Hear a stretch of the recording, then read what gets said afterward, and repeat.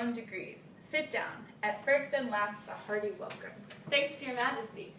Ourself will mingle with society and play the humble host. Our hostess keeps her state, but in best time we will require her welcome. Pronounce it for me, sir, to all of our friends, for my heart speaks they are welcome.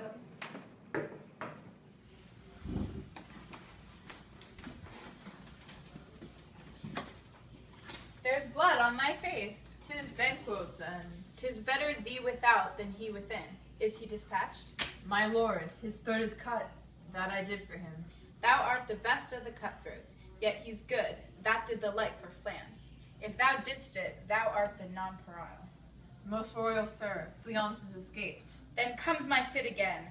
I had else been perfect, whole as the marble, founded as the rock, as broad and general as the casing air. But now I am cabined, cribbed, confined, bound in to saucy doubts and fears. But Banquo safe? Aye, my good lord. Safe in a ditch he bides, with 20 trutched gashes on his head, the least a death to nature. Thanks for that. There the grown serpent lies, the worm that's fled. Hath nature that in time will venom bred. No teeth for the present. Get thee gone. Tomorrow we'll hear ourselves again. My royal lord, you do not give the cheer. The feast is sold. That is not often vouched. Well, 'tis a making. 'Tis given with welcome. To feed we're best at home. From thence the sauce to meat is ceremony. Meeting we're bare without it. Sweet remembrancer, now good digestion wait on appetite, and health on both. May it please your highness, sit. Here had we now our country's honor roofed, were the graced person of our Banquo present, who may I rather challenge for unkindness than pity for mischance. His absence, sir, lays blame upon his promise. Please, your highness, to grace us with your royal company. The table's full. Here is a place reserved, sir. Where? Here, my good lord. What is it that moves your highness? Which of you have done this? What, my good lord? Thou canst not say that I did it. Never shake thy gory locks at me. Gentlemen, rise. His highness is not well. Sit, worthy friends. My lord is often thus, and hath been from his youth. Pray you keep seat. The fit is momentary. Upon a thought, he will again be well. If much you note him, you shall offend him and extend his passion. Feed and regard him not. Are you a man? I, and a bold one that dare look on that, which might appeal the devil. Oh, proper stuff. This is the very painting of your fear. This is the air-drawn dagger which you said led you to Duncan. Oh, these flaws and starts, impostors to true fear, would well become a woman's story at a winter's fire. Authorized by her grandam. Shame itself. Why do you make such faces? When all's done, you look but on a stool. Prithee, see there, behold, look, lo, how sit you? Why, what care I, if thou canst not, speak too? If charnel houses and our graves must send those that we buried back, our monument shall be the maws of kites. Go. What, quite unmanned in folly? If I stand here, I see him. Fie, for shame. Blood hath been shed ere now, I the olden time, ere human statue purged the gentle well.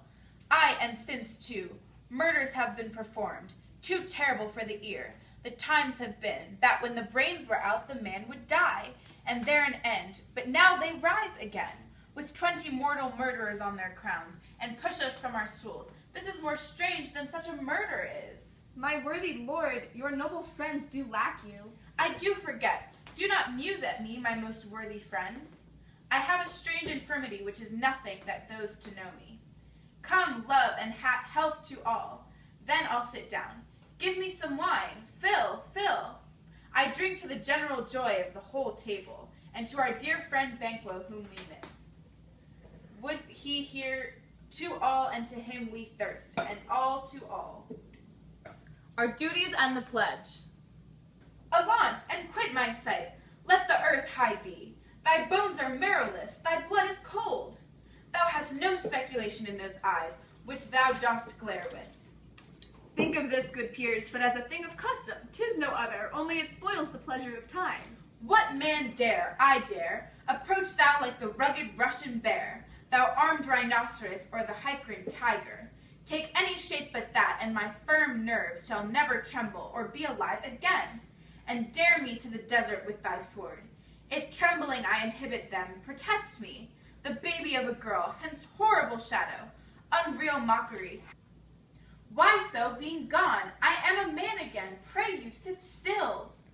You have displaced the mirth, broke the good meeting with most admired disorder. Can such things be and overcome us like a summer's cloud without our special wonder?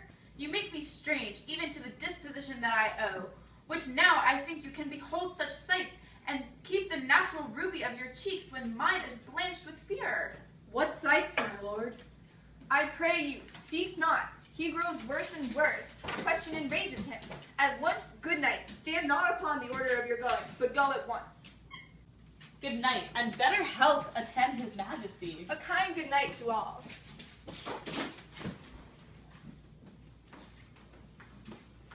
Stones have been known to move and trees to speak. Angers and understood relations have, by maggot pies and coughs and rooks, brought forth the secrets man of blood. What is the night? Almost at odds with morning, which is which?